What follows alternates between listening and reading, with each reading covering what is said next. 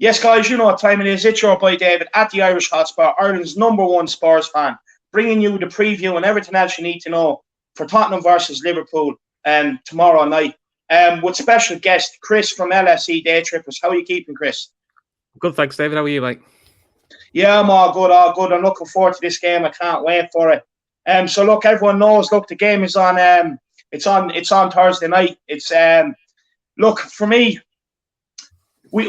I'm going into this game expecting to win, Chris. I know it's not a very nice thing to say, but look, you're a wounded animal. It's time for us to kind of put our foot on your neck and take the 3 points. It's time to be selfish. It's time to be ruthless. We need the 3 points to kind of push ourselves back up there, not only for a top four running, but for if we beat Chi and then we have Brighton after and then Chelsea after that, we win them 3 games. We're definitely back in the title challenge, so it's important for us to win. But look, like we were saying, I think you've one win in 7 games. Are you nervous going into this game, Chris?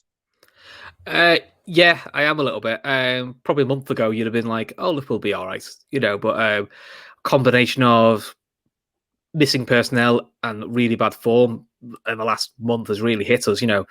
It's hard to believe a month ago we slapped Palace 7-0, and we haven't won a game since then. I think we've only scored two. We've only scored a few goals since then, so it's very un-Liverpool like. But I think a dip was probably expected a little bit, especially with what we've got available. But it doesn't make it any easier. My only hope is, I think this year our better performance has actually been in the bigger games against the likes of yourselves, the cities of the world, and that we tend to have done okay in those sort of games. It's actually been the games you'd expect us to win. The Burnleys, the Newcastles. We've been really abject, really poor, very slow. Yeah, it's the same as us against the smaller teams. We've actually been very, very poor. We've been a lot of the times we've barely just got over the line. It's the bigger teams where we tend to turn up. But for me, the reason why I'm expecting to win is because we're playing. I know it doesn't seem like it, but we're playing better football now than when we were going into the Liverpool game. Even though we were winning a lot, we're on the front foot a bit more. We seem to be executing our passes a bit better, which is always good. And for me, we will start Ndombele and we will start Reguilon at left back, which we didn't at Anfield. So for me, I am expecting us to be a different proposition going into this game. But look, Chris, I know you have had a lot of injuries, and I feel your pain because we've had them. We've had serious injuries for the last 2-3 seasons. All players all out at once. At one stage we had Son, Kane, Sissoko, Ndombele wasn't even nowhere near the team. All out at once. So I do feel your pain. But for me, I actually think maybe the Liverpool cycle might be coming to an end, and they kind of need to refresh. What do you think? I think there is a time for a refresh. I mean, it's been the same squad of players now for about 3 years. I mean, that process has sort of already started.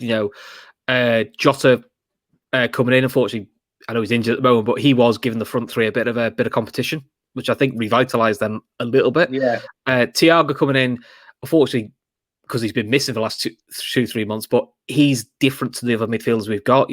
He can pick a pass. I think he probably was brought in for some of the games we've actually dropped points in, but he still finds his fitness.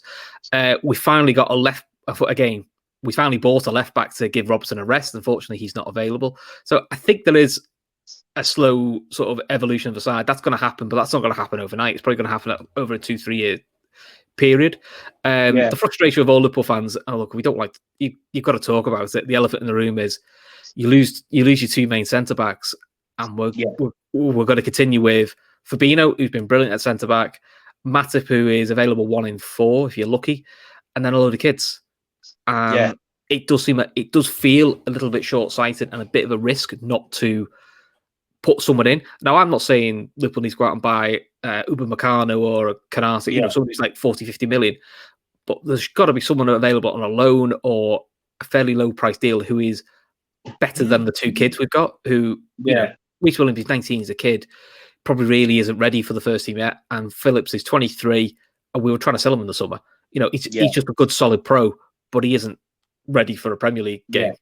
The only hope we've got, I think the good thing we've got for you guys is I think Matip and Henderson are probably going to be fit for this game. Yeah. And I think that means, as a starting 11, we'll have a fairly strong starting 11, which will help us. Because I was surprised when you guys came to us that you didn't play someone like an Ndombele to really try and pressure the kid at centre back. I actually thought largely Williams was quite untested. Yeah, which he was. which surprised me because I thought Mourinho's very good at exposing a weakness and going for it. Not going for Yeah, it, as in like out and out going for it, but he'll set people in certain traps so he can go. I can get on it. Yeah, I think the one time he got beyond Williams was the goal that Son got. yeah, yeah. Look, for me, I actually thought Harry Kane had a very bad game against you. I thought your man Williams mastered Harry Kane very well that game. To be fair, Kane dropped too deep. There was times near the end where Mourinho was shouting at him, get up top, get up top. I actually thought Kane gave Williams an easy game that game. But what I will say is we are playing a lot better now, so I expect Kane to kind of stick up top and put the pressure on. For you, Henderson be a huge player to have back. He gives you a hell of a lot of energy. To be fair, he runs around, he makes a lot of tackles and everything else. He's very good like that. Look, for me, he keeps people on the toes. I think some players need that a little bit. It's not nice saying yeah, it, but he needs someone who's going to give you a bit of a bite. I'm sorry, give you a bit of a bollocking if you're not doing your role. I think Højbjerg does that for you. He's the most mobile one in your midfield. He's got a bit of snide about him, which I think every club needs, but he's not afraid of telling players what they should be doing or shouldn't be doing. He's probably one of the best signings this season, Højbjerg. He's what I would call a Mourinho midfielder. He's exactly what Mourinho needs. And to be fair, it gives Spurs something, don't take this the wrong way, it gives you a bit of nastiness because, to be honest, in the past, Spurs have been quite a nice team to play against. Yeah. Whereas I think Mourinho has started to put that little bit of snide in your game, which, to be honest, all clubs have it, and all successful clubs have that little bit of nastiness in them because I think you need it. You can't play nice all the time. No, I fully agree with you. Look, that's one thing I've actually pointed out so far this season, that Højbjerg, he's not afraid to give players a bollocking when they make a mistake, because before it was all pats on the back, do better next time. But sometimes you need that player. Like, United had Roy Keane for years, where you go over, you give them an absolute bollocking and you demand more. And that's exactly what Højbjerg brings. And it's brilliant that we have a player like that, because before we had no one in the team that was going to do that. It was all, look, just pick your head up, we go again. I mean, sometimes you need to bollock a player when he's not up, when he's not up to standard, which is what Højbjerg does. But not only that, he makes us nasty to play against the midfield. He turns over a lot of ball. And sometimes this season he's turned ball higher up the field, and we've ended up going off and scoring off it. So Højbjerg has been absolutely perfect for me. He's definitely been, if not signing of the season, one of the signings of the season. But moving on to Liverpool, Thiago for me is a player that I'd actually pinpoint in the Liverpool midfield to kind of go and press. For me, look, pulling out of that header against Burnley where your man got up, won the header, and they got the penalty from is inexcusable. Ducking on the free kick against United is inexcusable. So for me, there's definitely like a weakness there. For me, it doesn't look like Thiago likes the physical side of the game. And to be fair, what I've watched so far Liverpool this season when Thiago plays is that like almost Trent and Robertson out wide are expecting the ball a little bit earlier and they're having to curtail the run, which means the delivery into the box, which like they were doing before, is in behind the back four. But now it's not like that. It's all kind of slowed down a bit. And to me, when Liverpool were at the best, Mane and Salah were getting quick ball. With Thiago on the team, it doesn't seem to happen. What do you think of that? I think the thing with Thiago, I think he's still getting used to the team. I think they're getting used to him. Criticism of Liverpool last year was get out wide to the fullbacks and whip it in, which, to be fair, is what we have been trying to do this year, and teams have sort of got used to that. My thing with Thiago is his best game for us was the derby, but that's when it was him, Henderson, and I can't think, it wasn't Wijnaldum. Somebody else played alongside him. I think he needs a Henderson and Wijnaldum next to him, and he can play a little bit further forward. I think then you'll see him picking the passes that Salah's and Mane's doing, because I've seen flashes of him where he's trying to pick that killer pass and he's just overhitting it or he's just underhitting it, which to me is just someone finding the form. It's just not clicked. I think, unfortunately for Thiago as well, he's coming to a side that's bang out of form. The side he started in against Chelsea and Everton, we were flying, we were doing really well. It's hard to find that way. I think also he's got to have time to adapt to the league. It is more physical. I think generally, I think we saw in Germany, he quite likes the physical side of the game. He's good at his interceptions. He's good at breaking play up. He's very good at the snide side of things. I just think he's trying to find his feet still, because I think he's been out 3 months, and I do think that's the thing. Yeah. If it was me, I think Thiago will play with. I think Henderson will play, and if he plays Wijnaldum, I'd rather he said Wijnaldum and Henderson plays a 2, and Thiago plays in front of them. The reason being is because we haven't got Van Dijk and Gomez, we're not playing as high up the pitch as we normally do because we haven't got the pace. Matip and Fabinho are good defensive players, but they're not quick. Whereas the benefit of Van Dijk and Gomez was, other than Van Dijk also being the Rolls-Royce defender he is, they're both massively got massive pace and will back themselves to catch anyone, which means we could push 10, 15 yards further forward, which means so that's why I think Thiago's trying to find these clever passes from possibly too deep. So I do wonder if at some point we're going to push him on. So I look, I think long term Thiago I think will be fine for us. I think he's too good a player not to be. I think it's just a matter of everyone adapting. Plus, with the two fullbacks, especially Trent, unfortunately, they're just having a tough time. You know, Trent at the moment he's just not playing the level you'd expect. But he's 22. It happens. It's just unfortunate the backup behind him. Williams is probably not quite ready yet, and you know, there's only so many times you could play 35-year-old James Milner. Yeah, 100%. Look, the thing is, with do you know what, Keith? I done a show with Keith on the Matty Hayes channel, and he was saying the exact same thing about Thiago, that he needs to kind of play about 10 yards further forward than what he is playing, and you will see the best of him. So that's interesting. It'll be very interesting to see if it happens tomorrow against Tottenham, especially if Henderson is back. But look, how do you think Liverpool are going to approach this game against Tottenham? Do you think they're just going to play the usual way, like, you know, the heavy metal football that Jurgen Klopp likes to describe, or do you think they're going to be a bit more reserved going into this game? Probably a little bit more reserved. The heavy metal football that's kind of gone away. We didn't really do it much last year. The heavy metal football, we kind of did more of the pick and choose your moments sort of stuff. So I think we'll probably go back to the 4-3-3, and I can't see Shaqiri starting. You know, he started against United, and look, Shaqiri, he's one of those sort of maverick sort of players. You know, he can frustrate the life out of you, but then he can put an absolute beauty of a ball or a beauty of a goal. He's one of those players. I just don't think Tottenham away is probably the best game for him. So if Henderson's back, I think he'll go over a pretty solid midfield three, which is, to be fair, what we normally do away at the big games. You know, I can't see him playing anyone sort of that creative, and I think it'll be the normal front three, because I'm not really sure who else we could pick, unless he's going to try Shaqiri and drop one of the front three, but I'm not sure Tottenham's the game for it. Plus, to be honest, especially Salah and Firmino, they do have normally quite good games against Tottenham, so that might be there's all that subconscious of playing them against clubs that they know they do quite well against. Mane obviously normally has a tough game, but I think it was last year was at Tanganga, did really well against. Yeah, exactly, Tanganga, Yeah, he had Mane. He controlled Mane very well in that game, to be fair. Look, Ben Davies actually had Salah in his pocket in the last game, but because Ben Davies started Monday night against Wickham, I don't think he will play against Liverpool on Thursday. I do think it will be Reguilon. So, look, Salah might get a bit more dry, but one thing I will say is when Ben Davies played against you, even though he took the ball off Salah a lot, he just kicked it straight back to your centre halves every time he took the ball off him. Yeah. But for me, Reguilon will actually drive the ball out. He will actually run with the ball out and try and get us further up the field, which will be a difference, because Davies, look, he's good defensively. He just panics and kicks the ball straight back to you. Well, what you've got with Reguilon is what we've got with Trent, is they're both very good attacking fullbacks. Now, if you can get behind them, you've got the opportunity to get in. But it's the big can you get behind them? Because Højbjerg does very well. Højbjerg does very good at mopping up behind Reguilon, like when he's fit, when he's in the team. That's where Henderson's at his best. I do hope if Henderson's playing, that's where you might see a better Salah and a better Trent, because I think he does the dirty work for them to allow them to play further forward. So, I mean, the whole talk is Matip should be fit, which I think is good for us, because in a nice way, Matip doesn't really need babysitting. Whereas, politely, the other lads who are playing centre back, they're young or they're inexperienced, or in Henderson's case, he's not a centre back.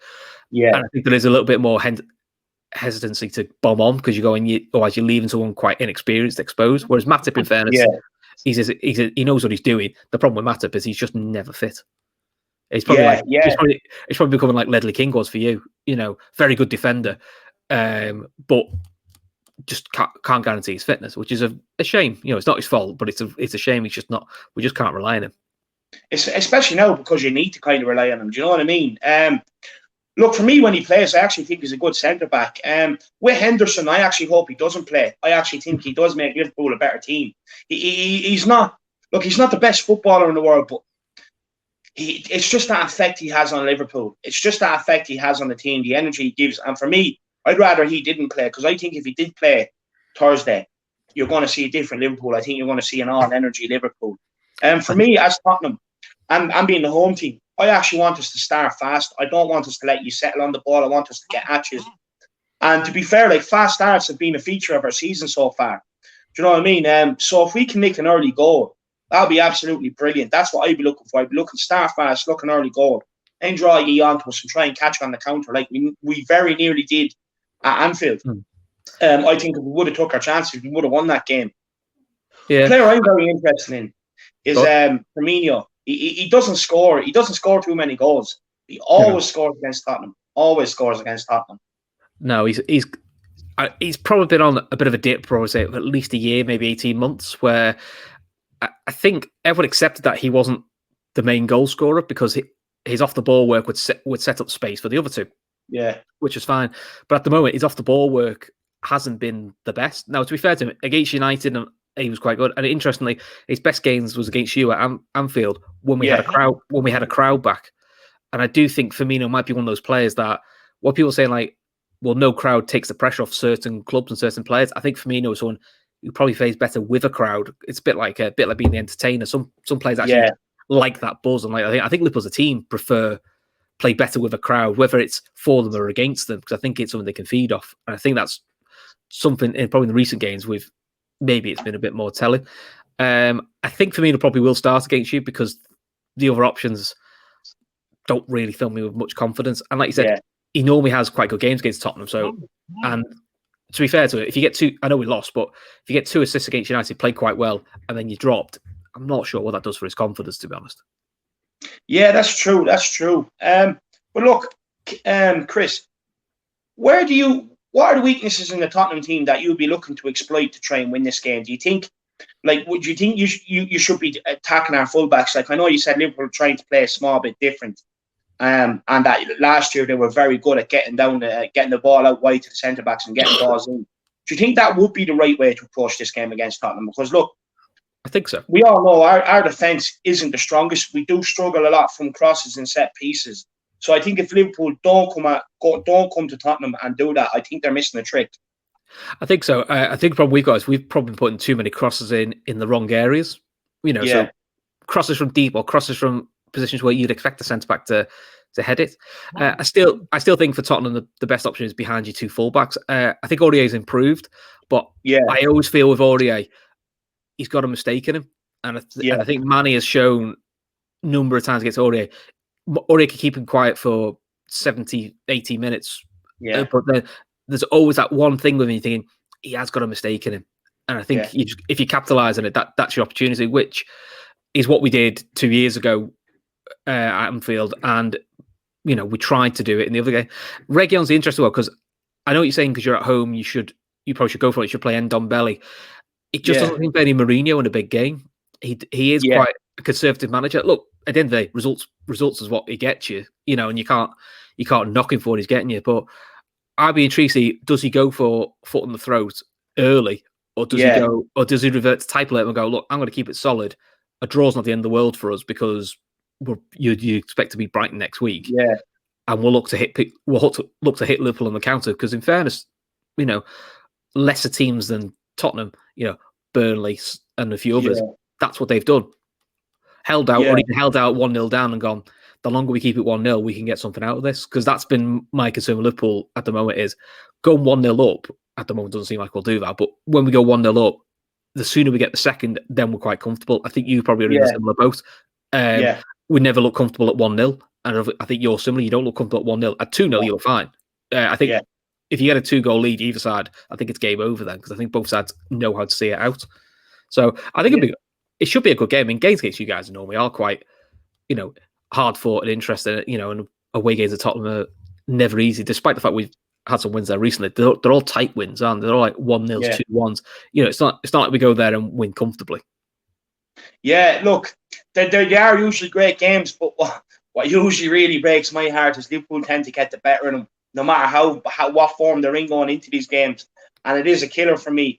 But just on you were saying about coming out and trying to put the neck on the throat, that you don't think Mourinho will do that. For me, we don't have the defence to kind of sit back and allow you to play your way into the game and try and counter you. We just don't. It's been proven time and time again.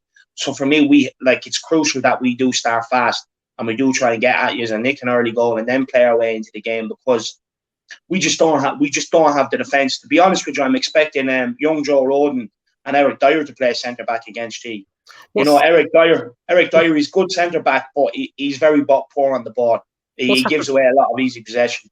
what's happened to Alderweireld? Alderweireld, look, Is he just out of favour? Is he injured? I was just no, surprised no, he's not played much. Yeah, he's just out of favour, to be honest with you. Look, I think it's come to a point where his legs are going a little bit. You know what I mean? And especially when he plays, we are very suspect from corners and crosses into the box.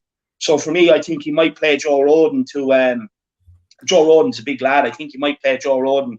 Look, the thing is with Alderweireld, he played against Marine. He was very poor.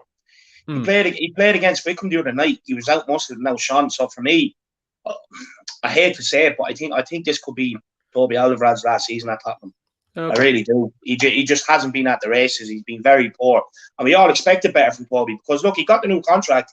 He was playing well, but whatever's happened over the Christmas period between him and Mourinho, he just hasn't found himself in the team.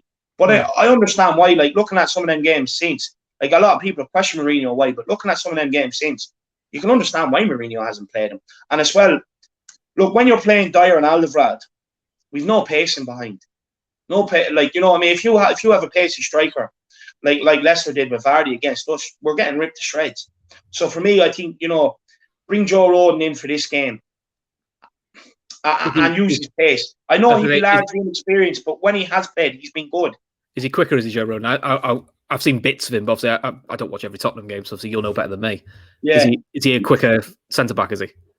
Yeah, he's a lot quicker. Yeah, type in Tottenham versus Marine Joe Rodon's tackle. It'll come up on YouTube. He made up some yardage to get across. He actually covered Toby Alderweireld and make a block to keep a clean sheet, which is what you like to see because too many times at Tottenham we've seen them try, but it hasn't been good enough. What we need now is hungry players that want to make a statement, and Rodon is definitely starting to do that. But look, last question for you: what's the key battles that we should be looking out for in this game? I think it's both centre backs. Yeah, on both sides. So for us, it's hopefully Fabinho and Matip. So how do they deal with the movement of Son, who I think is probably your best player? He's a player I'd love at Liverpool. And Kane. Now the question with Kane is, early in the season he was playing a lot as a 10, which in hindsight looks really smart because I think it's saving his legs because not to wish it on him, but Kane for the last 2-3 years has always picked up some sort of an ankle injury or some sort of injury that's kept him out 2-3 months. And I wonder if it's just the wear and tear of being the main number 9, centre backs taking you out, doing all the dogged running down the channels. Whereas I'm not saying he doesn't run now because he does, but playing deeper, he's got time to turn, he's got time to pick and choose his runs a bit more and conserve energy. So is he still doing that now, or has he gone back to being a bit more of a number 9 and Son dropping deeper? No, look, he's still dropping deep a lot. He's still dropping deep a lot, but for me, at times it's too much. There's times where he is dropping deep, we're getting the ball in behind, but we've no one in there to put the ball in, or no one in there to even try and get a cross in to hit. Because, look, Harry Kane, he's an excellent player, but he doesn't have the pace to be dropping back, giving the ball off, and then making the yards up to get back in the box to be a threat. Do you know what I mean? I think for us, it's a hard one. Yeah, I think for us to get anything out of the game, I think our key battles have got to be getting in behind your fullbacks because while Reguilon is very good, he's got the same problem Trent has. Can you get it behind him? Yeah, and we've already spoken about Aurier. I do think he's got a mistake in him. He does, Look, he could be man of the match tomorrow and make me look really stupid. It won't be the first time I've made to look It's stupid. not going to happen. I can tell you that for sure. Definitely not going to happen. But the one thing that's been a bit lacking in Liverpool at the moment is the midfield aren't quite pressuring on the ball as much. Yeah. And I think that's sometimes where some of these slide rule passes and the silly penalties we're getting away are coming from. Now, I think it's partly because we're having to play deeper. So this is why I'm hoping Henderson's back, because it may allow us to either let Henderson push on to pressure someone like a Højbjerg to stop him, or maybe in selling someone like a Thiago. Henderson and Wijnaldum will do the donkey work, get a bit further forward so he can, use his eye for a pass, get the ball in behind one of your fullback. I think that's going to be the key area for us. I just hope the strikers actually. I hope with Salah getting 2 against United, and for me to get the couple, it actually is a start of them kicking back on again. Yeah, well, look, I think you can almost guarantee Firmino scores against us. He scores like 3 goals a season, and usually 2 of them are against Tottenham. It's heartbreaking, to be honest. But for me, look, I think Harry Kane, son, is going to be crucial. I do think you see Bergwijn on the right-hand side. Look, he should have took them 2 chances against you. It's inexcusable. He got a lot of stick after it, so I'm hoping that this game he can kind of put things right. He kind of gets a goal or two, because he did have the chances. It's just his finishing isn't the best. For me, I'd rather them chances fall to Kane. And Kane, of course, had a header against you, and he completely fluffed his lines. But for me, for this game, I would like to see Kane kind of stick up against your 2 centre backs. To be honest with you, I do think he needs to stick up against them instead of dropping deep. Because when he drops deep, yeah, fair enough, you have Son and Bergwijn running in behind, but do you know what I mean? With your pace of the fullbacks, they tend to catch up with them. And once they get the ball there, they're just coming back with it. Do you know what I mean? With Liverpool, in order to beat Liverpool, you need quick counter-attacks, and you need to catch them while they have men going forward. For me, look, Fabinho, I think, has been absolutely excellent centre-back. I think he's filled in great for you, to be honest. What do you make on that? Oh, he's been brilliant. You forget that he's not a centre-back. The odd moment he is, but it's catch-22. As good as he's been filling in for us, and we're like, oh, we only need 1 centre-back, really. But really, we need 2, because we do miss him in the midfield. He's a fantastic destroyer, and he does have a good range of passing, and he can do these little chip balls from deep, which we do miss. So look, to be honest, I don't think we're going to ever see Fabinho in midfield now until next season. I think that's pretty much set in stone. Even if some miracle happens and Liverpool decide to sign a centre back before the end of the window, which I can't see happening, the centre back I think they sign is to cover Matip. So when Matip's out, he's in. I don't think it's to give Fabinho a rest in midfield, sadly. But look, Fabinho, for me, he's good on the ball. He's getting pretty decent. He's pretty decent in the air, and he's very calm. And I think that's what we've needed. He's quite a calm influence. He's still, though, there are times where you remember he is a centre midfielder. Some slightly rash tackles where he's trying to nip him first. But on the whole, I think he's done pretty well. Look, I don't think he wants to be there long term. Maybe in years to come, he could become a centre back if he wants to be. He's got the ability to. Yeah. But I just think in centre midfield, he just gives us that bit extra. And so, which is probably good for you guys. I mean, look, I'm thinking the side we probably start away at you guys on paper is probably stronger than the side that started at Anfield. The big difference is the form's the question. Is although on paper they look stronger, form-wise, it's not been as good. So I think it's going to be I do think it'll be a tight game. I'm not expecting like a big scoring game. So I think it'll be quite tight. Yeah. What's your score prediction if I had the pressure for one? Oh, let's go positive. I'll go 2-1 Liverpool. And I'm going to go 2-1 Tottenham. Look, I do think it will be decided by the odd goal. I'd be very surprised if one of the teams run away with it.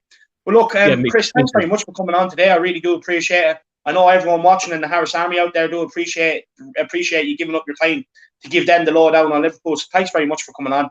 Not a problem, mate. Not a problem. Anytime. And for everyone, I do advise. Look, I know they're in opposition, but do get over and check out the LFC Day Trippers. It's a fantastic podcast. The boys have they put so much work into it. And they deserve everything that comes away from it. So do make sure you get over and give them a listen and give it a now subscribe as well. If you want a bit of a laugh, we do a show on a Friday called the Friday Forecast where we do have a look at the weekend's fixtures, and it's not just 4 Liverpool lads on it. Where we have Joe from All Leeds TV, and we tend to have another either, and then it's either 2 Liverpool fans, or we sometimes get a different fan on there. Like I think we've had Lee Gunner on a few others. So if you're not a Liverpool fan, look, you can still come and listen out. We welcome anybody on, whether you're a Liverpool fan or not. We all have a laugh and a joke. Don't take it too seriously. But the Friday Forecast is generally a bit of a laugh, and we have a look at the weekend, and then you get different views. Then not all the same. Yeah, 100%. Now there you are. There's one. If you're bored on Friday, Spurs fans, because we usually play on the Sunday, there's something you can tune into. There'll be no reviews up on a Friday for the games or anything, so there's something you can tune into for the weekend. It's absolutely perfect. And look, if you're enjoying the content, make sure you smash that like. Make sure you smash that subscribe. It's free. It all helps. And I'm on the big push for the 1K subscribers after 2 months. So the Harris Army, I'm relying on you to spread the word and get it done. But look, thanks very much for tuning in. I hope you've enjoyed it. Enjoy as we trust. Come on, you Spurs.